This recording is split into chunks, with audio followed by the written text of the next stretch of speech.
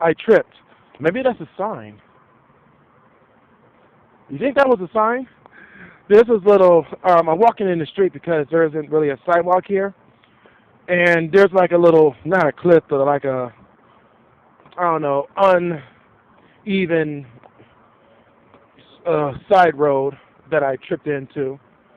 And because I'm talking to you guys not paying attention, I kind of tripped into that and accidentally hit the record button. It didn't stop the recording.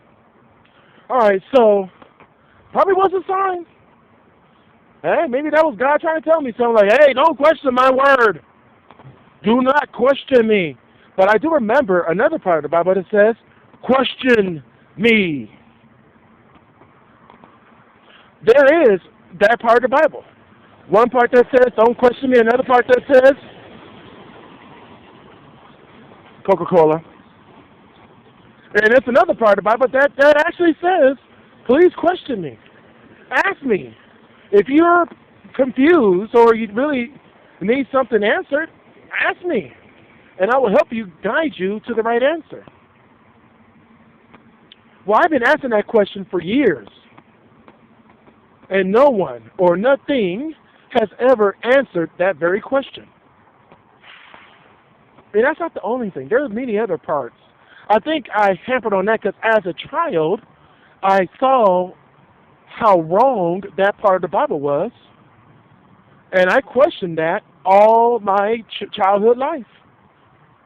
Throughout the time I was a witness. And then at some point, the elders of the congregation, that's right, they were called elders. I said brothers before, but they were called elders. The elders of the congregation did not want to deal with me anymore. I don't blame them because I was questioning their faith. But like I said, you don't have to lose your faith.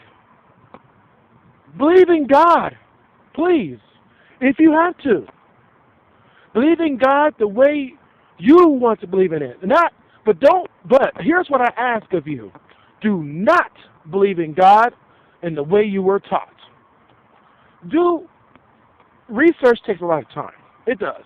And, family gets in the way, life, you got to work. And I understand, I got to work too. I got to work, I got family, I got life, I got situations, I got things happening. I don't have all the time in the world to do research. And I'm not a biblical historian. I don't have a degree in history, Bible history, biblical history. So really and truly, to do the kind of research that I need to do will require all my time. Just like it requires all my time to get a degree. It requires all my time to make sure I get up on time to go to work, get to work, get home, back home. I mean, it takes time to do anything that you do in life. And when you do that hardcore research that I'm asking you to do, you may not have the time to do it. Because we only get 24 hours a day. Out of those 24 hours a day, you get 8 hours of sleep. That takes away.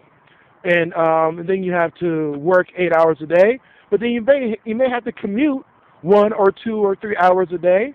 So by the time you have any time to yourself to do any type of research, boy, what do you have time? But history has never been written with truth. It's always been biased. It is always biased towards the victors or the victims. One man's conquest is another man's destruction. When one team wins, the other team loses. There's always a loser and there's always a winner. Except for Vietnam, that was probably a draw. Actually, they said that Vietnam won the war. America won a lot of battles. But, whatever.